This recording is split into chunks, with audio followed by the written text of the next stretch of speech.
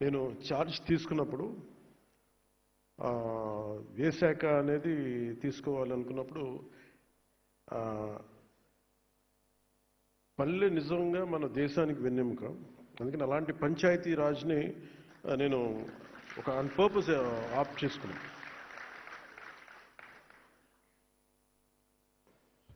Sasibhushan sir ఆ రోజున పిఎస్గా ఉన్నారు లాస్ట్ గవర్నమెంట్లో కూడా.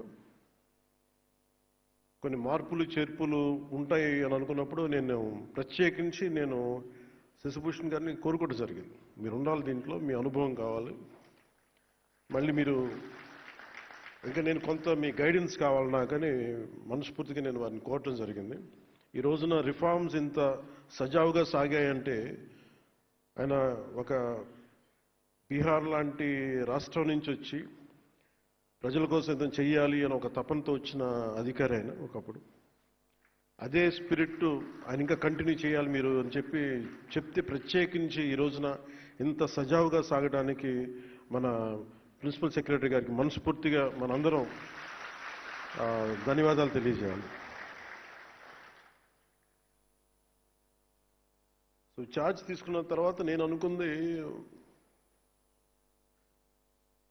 ఇందాక మీరు అన్నట్టుగా పంచాయతీ సర్పంచ్ అయిపోగానే వెంటనే మాట వినరు, మర్చిపోతారని అంటా ఉన్నారు. మీరు దాన్ని బట్టి మీరు కంపేర్ చేస్తే ఒక ఎమ్మెల్యే అయినా ఒక మినిస్టర్ అయినా ఏ స్థాయిలో ఆలోచన ఉంటుందో మీ అందరికీ అర్థం చేసుకోవచ్చు. నాకు భయం వేసింది. ఏం తీసుకుంటే నిర్ణయాలు తీసుకోకపోతే తప్పు అవుతుంది, నిర్ణయం తీసుకుంటే తప్పు అవుతుంది. సరే నిర్ణయాలు తీసుకోవాలి. సో దీనికి నేను పెట్టుకున్నది ఏంటంటే ఒక ఫ్రాన్స్లో అనుకుంటే ఎప్పుడు 18th centuryలో ఎప్పుడు చాలామంది ఒక అంటే వ్యాపారస్తులు అందరూ కూర్చొని ఏం చేయాలి, వ్యాపారాలు ఎలా చేయాలి, ఎక్స్పోర్ట్ ఇంపోర్ట్ మీద మాట్లాడుకుంటూ ఉంటే ఆ స్థానికంగా ఉన్న అప్పటి ఫ్రెంచ్ ప్రభుత్వంతో ప్రతినిధి మన ఇండస్ట్రియల్ మినిస్టర్ కూడా వచ్చి నేను మీకు ఏం చేయాలి మీకు అన్నాడు. అని అడిగితే వాళ్ళు లాసఫే అనే ఒక పదం వాడారు. దాని అర్థం ఏంటంటే నువ్వేం చేయొద్దు, మమ్మల్ని చెడగొట్టుకుని ఉండే చాలు, నీ పని అసలు మా పని మేము చేసుకుని మమ్మల్ని చెడగొట్టుకుని ఉండే చాలు. సో నేను ఈరోజు చేసింది, నేనేదో మంత్రిగా ప్రమాణ స్వీకారం చేసి డిప్యూటీ ప్రమాణ స్వీకారం చేసి నేను నా సొంత తెలివితేటలు నేనేం వాళ్ళ చాలా బలమైన నిబద్ధతతో కూడిన అధికారులు ఉన్నారు. చాలా అసలు రిఫార్మ్స్ కావాలి అని చెప్పి ఆకాంక్షించే వెంకటకృష్ణ గారు లాంటి అధికారులు ఉన్నారు. దీనిని ఆయన అనుభవంతో గైడెన్స్ చేసే ప్రిన్సిపల్ సెక్రటరీ గారు ఉన్నారు, శశిభూషణ్ గారు. దీనిని ప్రాక్టికల్గా కేరళ నుంచి వచ్చి అక్కడ మన పంచాయతీరాజ్ వ్యవస్థ ఎంత బలంగా వీళ్ళు అనుకుందో మనకు తెలుసు. ఆ అనుభవం ఇక్కడ మన కృష్ణతేజ గారి ద్వారా, కమిషనర్ గారి ద్వారా రావడం. సో నేను జనరల్గా ఏం చెప్తారంటే నేను వచ్చినప్పుడు గతంలో ఎలా ఉండేదని అడిగాను, చాలా రివ్యూస్ చేశాను. చేస్తే వాళ్ళు ఏం చెప్పేవాళ్ళు అంటే ప్రతిసారి మైక్ చిన్న బ్లాక్ మైక్ ఉండిపోయింది.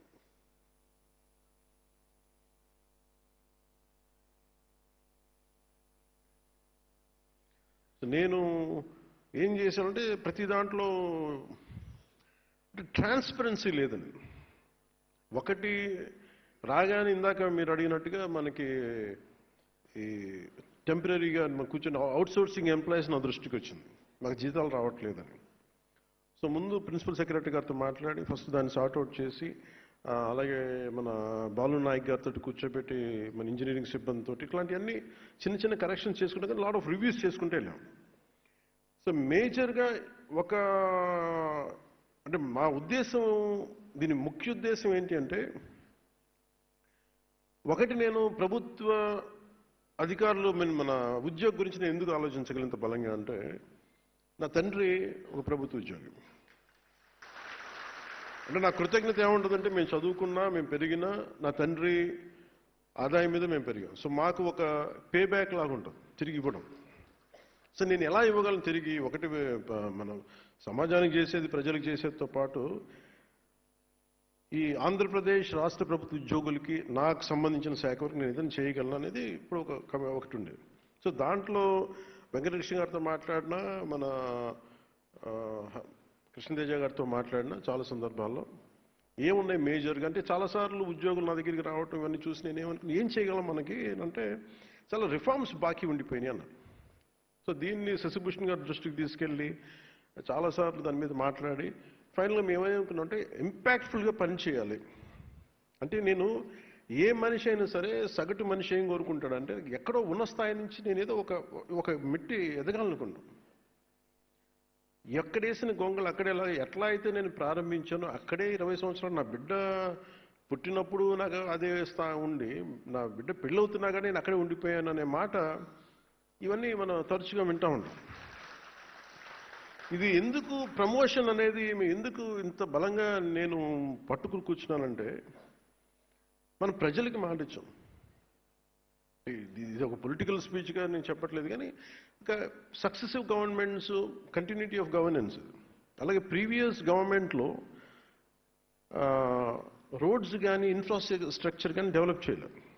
మేజర్గా నేను విన్నది ఏంటంటే, ప్రతి పదవికి ట్రాన్స్ఫర్కి ఒక రేట్ కార్డు ఉందని నేను వినేవాళ్ళం.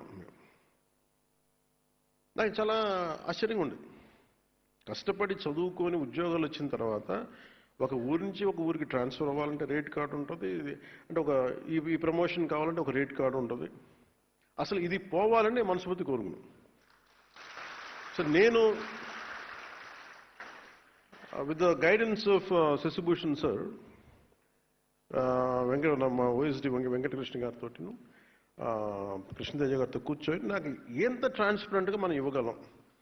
₹1 పంచాయతీ ఖర్చు పెడితే రోడ్లు పడాలి, రోడ్లు వేసిన కాంట్రాక్టర్లకి అంటే వెంటనే మీరు డబ్బులు ఇవ్వకపోయినా కనీసం వాళ్ళ సకాలంలో వాళ్ళ డబ్బులు, వాళ్ళు కాంట్రాక్ట్ చేసిన పెట్టిన పెట్టుబడి డబ్బులు ఇచ్చేయాలి. అలాగే పిఆర్ ఉద్యోగులు కానీ, రూరల్ వాటర్ సప్లై కావచ్చు, మన రోడ్లు వేసే శాఖ కావచ్చు, ఎవరికైనా సరే దాదాపు మన పిఆర్లో అవుట్సోర్సింగ్ దగ్గర నుంచి రెగ్యులర్ ఎంప్లాయీస్ అందరితో కలిపి దాదాపు 1,70,000 మంది, దాదాపు అన్ని చూస్తే గ్రామీణాభివృద్ధి విభాగం ఇవి అన్ని లెక్కలు తీసుకుని దాదాపు 2 lakh ఎంప్లాయీస్ ఉంటారు మన దగ్గర అవుట్సోర్సింగ్తో కలుపుకొని. సో దీంట్లో ఎగ్జామ్స్ రాసి వచ్చి వీళ్ళందరికీ మనం పదోన్నతి ఎలా ఇవ్వాలి, ట్రాన్స్ఫర్స్ ఎలా ఇవ్వాలి అని కూర్చున్నప్పుడు పాపం దీనికి వెన్నెముకలాగా పనిచేసింది వెంకటకృష్ణ గారు. అంటే మన అదృష్టం, ఇంకా ఈ భారతదేశం ఇంకా వ్యవస్థ అంటే మనకున్న ఈ పొలిటికల్ ఇన్వాల్వ్మెంట్కి వీటికి ఇంకా వ్యవస్థలు బలంగా ఉన్నాయంటే వెంకటకృష్ణ గారు లాంటి అధికారులు ఇంకా ఉండటం వల్ల. వాళ్ళు ఏం కోరుకోరు వాళ్ళు. నేను పాపం ఆయన వచ్చినప్పటి నుంచి ఆయన తపన ఏంటంటే, సార్ రిఫార్మ్స్ రావాలండి, ఏదైనా చేయాలి, మీ టైంలో రావాలి, ఇదే చెయ్యాలి, పాపం తెగబడేవాడు. సరే నేను రెగ్యులర్గా నేను రోడ్ల మీద తిరుగుతాను, జనంతో పిటిషన్స్ తీసుకుంటాను, అది అందరిని కలుస్తాను. కాబట్టి దీనికి మేమందరం కలిసి, ఇది ఒక్కళ్ళు చేసింది కాదు, నేను అనుకుంటే సరిపోదు. నాలాగా చాలామంది గొప్ప ఆలోచనలు, మంచి ఆలోచన ఉండొచ్చు, కానీ ఇంత సమర్థత కలిగ అంత ఇంటిగ్రిటీ ఉన్న ఒక అధికారుల సమూహం చాలా చాలా ఎసెన్షియల్. ఈ రోజున మీరు థ్యాంక్స్ చెప్తున్నారు అంటే నేను ఒక ఇనిషియేట్ చేయగలను. నేను చేసింది నేనేం కల్పించుకోను. I need a clean and transparent governance కావాలి ఈ మన శాఖ, నా కంట్రోల్లోని శాఖ గురించి. సో నేను ఎవరికి కూడా నేను ఒకటే సింపుల్ డైరెక్షన్ ఇచ్చాను. నాకు ఎవరో తెలియదు. నా స్థాయిలో నేను ట్రాన్స్ఫర్ చేసే ఒక 10-12 ఉంటాయి, 40 26 నేను చేయగలిగే, నేను ట్రాన్స్ఫర్ చేసాను 10 కేటగిరీస్. నేను చేయగలిగే ఏం చేశానంటే, నాకు వీళ్ళెవరో తెలియదు. నాకు ఇక్కడ నా తండ్రి తాలూకు అనుభవం నాకు పనిచేసిన తండ్రి ఉద్యోగం తాలూకు అనుభవం అంటే సీనియారిటీ చూడండి, ఇంటిగ్రిటీ చూడండి, కేపబిలిటీ చూడండి. అండ్ ఇవన్నీ చూసి నాకు ఒక లిస్ట్ ఇవ్వడం అని చెప్పాను. నాకు వీళ్ళెవరు, దీన్ని మీరు కొంత పర్సనల్గా కొంత రిపోర్ట్స్ తీసుకోండి. అలాగే దాంతోపాటు ప్రతి మంత్రి గారు కానీ ఎమ్మెల్యేస్ కానీ ఏమి ఇచ్చినా కానీ వాళ్ళ లిస్ట్ కూడా తీసుకోండి. వాళ్ళు కూడా జనరల్గా సిఫార్సులు చేస్తారు, మాకు ఈ అధికారి కావాలి, ఈ అధికారి కావాలంటే నేనేం చెప్పానంటే ఎవరిని డిసప్పాయింట్ చేయొద్దు, కానీ మీరు ఒక ఫ్రేమ్వర్క్ పెట్టండి. ఒక అధికారికి ట్రాన్స్ఫర్ కావాలన్నా ప్రమోషన్ కావాలన్నా ఒక ఫ్రేమ్వర్క్ పెట్టండి. ఆ ఫ్రేమ్వర్క్లో గౌరవ మంత్రి వర్గ సభ్యులు ఇచ్చినా గౌరవ ఎమ్మెల్యేలు ఇచ్చినా కానీ మీరు ఆ ఫ్రేమ్వర్క్లో పడితే ప్లీజ్ యాక్సెప్ట్. ఆ ఫ్రేమ్వర్క్లో పడపోతే అది నేను చెప్పినా కానీ చేయగలను. ఇంతే నేను ఇచ్చిన సింపుల్ డైరెక్షన్ ఇచ్చాను. ఎందుకంటే మనకి ఎఫిషియెంట్ అఫీషియల్స్ ఉన్నప్పుడు మనం ఇవ్వగలిగేది పాలసీ డైరెక్షన్ ఇస్తాం. సో సమర్థవంతంగా చేసి ఈ రోజున మనం సాధించింది ఏంటి అంటే ముందు 10,000 మంది పైచిలుకు దాదాపు ఇంకొక 3-4 వేలు వస్తాయి మన ప్రమోషన్స్కు. ఇది ఉమ్మడి ఆంధ్రప్రదేశ్లో కూడా జరగలేదు. ఈరోజుకి నాకు మన మన తెలంగాణలో జరిగిందో లేదు కూడా నాకు ఇంకా తెలియదు. ఐ థింక్ ఇది ఇంకా ఇలాంటి రిఫార్మ్స్ ఇంకా ఇంత పదోన్నతులు ఇంకా అక్కడ జరిగినట్లేదు. అంటే ఇది ఒక ప్రెసిడెంట్ అయింది మన ఆంధ్రప్రదేశ్కి. సో నేను మీ బాగోగులు కోరుకునే వ్యక్తి, మీరు బాగుండాలి. ఎందుకంటే నేను నా తండ్రి చూసేవాడిని. అంటే నేను పుట్టేటప్పుడు మా ఫాదర్ హెడ్ కానిస్టేబుల్గా ఉండే పెటీ ఆఫీసర్ అనేవాళ్ళు. సో మా అన్నయ్య గారు పుట్టేటికి ఆయన ఒక కానిస్టేబుల్గా జాయిన్ అయ్యారు. సో నాకు పెటీ ఆఫీసర్గా నుంచి మా నాన్న ప్రతి ప్రమోషన్కి ఎప్పుడు వస్తుంది, ఎస్ఐ ఎప్పుడు అవుతారు, ఎగ్జామ్స్ రాసేవాళ్ళు ఆయన, తర్వాత ప్రిన్సిపల్ ఎస్ఐ ఎప్పుడు అవుతారు, ఇంకొక 3-4 సంవత్సరాల్లో మనం సిఐ అవ్వచ్చు, ఈ మాటలు వింటూ ఉండేవాడిని చిన్నప్పుడు. నేను అసిస్టెంట్ ఎక్సైజ్ సూపరింటెండెంట్గా వస్తే మనం ఎక్సైజ్ సూపరింటెండెంట్గా అవ్వచ్చు. ఇవన్నీ అంటే ప్రతి చిన్న ప్రమోషన్ ఇంట్లో ఒక పండగ వాతావరణం. అలాగే ఇందాక మేడం మీరు మాట్లాడుతూ ఇంకా రాదులే అని కూర్చున్నప్పటికీ కుర్చీ ఉండి ప్రమోషన్ ఇచ్చిన తర్వాత దానికి తగ్గ కుర్చీ లేకపోవడం, ఒక టేబుల్ లేకపోవడం కూడా బాధగా అనిపిస్తుంది. సో ఇవన్నీ కూడా మేము ఈ 10,000 చేయగలిగామంటే దీని వెనక ముఖ్య ఉద్దేశం మేము ఎంత మనస్ఫూర్తిగా ట్రాన్స్పరెంట్గా మేము నిలబడ్డాము. ఈ వేదిక పైన ఉన్న ఆశీలైన అందరూ అధికారులు, శశిభూషణ్ గారితో దగ్గర నుంచి మీరు ఇదే స్ఫూర్తితోటి గ్రామాల్లో అదే మీరు తీసుకెళ్ళాలని మేము కోరుకుంటున్నాను. మేము ఇన్ రిటర్న్ మేము ఏం కోరుకుంటాం అంటే ఇప్పుడు అలాగే మీరు కొంత జీతాలు కొంచెం సరిపోవట్లేదు ఇవన్నీ అంటే ఫస్ట్ మన సంపదని ఉత్పత్తి చేసిన తర్వాతే, సంపదని పెంచిన తర్వాత మనం ఏదైనా అడగలం. ప్రతి ఒక్కరు ఇప్పుడు ఏం చేశారు, కొన్నిసార్లు ఆర్థిక పరిస్థితి కూడా ఎట్లా అయిపోయిందంటే మనం పని చేయకుండా, ఏ అభివృద్ధి చూపించకుండా, ఇన్ఫ్రాస్ట్రక్చర్ డెవలప్ చేయకుండా, ఇన్ఫ్రాస్ట్రక్చర్కి అసలు డబ్బులు పెట్టకుండా ఎలాగ మనకి సంపద పెరుగుద్ది. అలాగే మీరు చెప్పినట్టు కొంత పొలిటికల్ వ్యవస్థ కొంత మారాలి, అకౌంటబుల్ వ్యవస్థ ఉండాలి.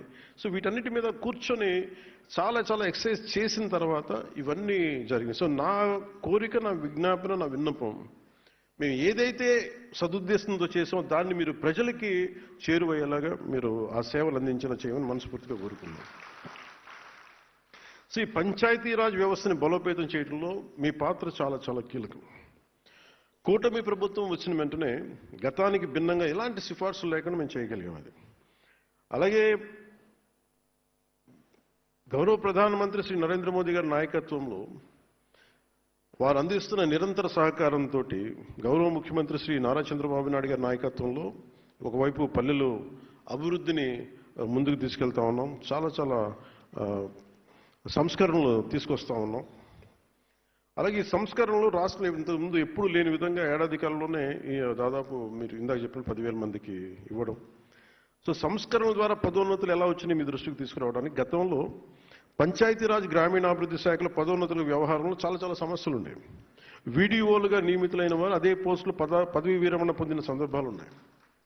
గ్రూప్ 1 ద్వారా ఎంపీడీఓగా నియమితులైన వారు 22 ఏళ్ల పాటు దాదాపు 2 దశాబ్దాల పైచిలకు వాళ్ళకి ప్రమోషనే ఉండేది కాదు, పదోన్నతి ఉండేది కాదు. దీంతో పని పట్ల కొంత ఒక కంప్లసెంట్ యాటిట్యూడ్, ఒక నిరాసక్తత, ఒక నిర్లిప్తత వచ్చేది. దీన్ని పోగొట్టేందుకు చట్టబద్ధంగా అవకాశం ఉన్నంత వరకు సంస్కరణలు తీసుకొచ్చాం. గ్రూప్ 1 ద్వారా ఎంపీడీఓ స్థానంలో నేరుగా డీడీఓలుగా ఎంపికయ్యే ఈ వెసులుబాటుని కల్పించాం. తొలిసారిగా జెడ్పీ సీఈఓ స్థాయిలో ప్రమోషనల్ వ్యవహారంలో ఉమ్మడి రాష్ట్రంలో కూడా ఇందాక చెప్పినట్టు అమలు చేయని నిర్ణయాల్ని మనం కూటమి ప్రభుత్వం నారా చంద్రబాబు నాయుడు గారి నాయకత్వంలో ఇది అమలు చేస్తా ఉన్నాం. గతంలో జిల్లా పరిషత్ CEO స్థాయిలో ప్రమోషన్లు చాలా తక్కువగా ఉండే. ఇప్పుడు ఆ స్థాయిలో కనీసం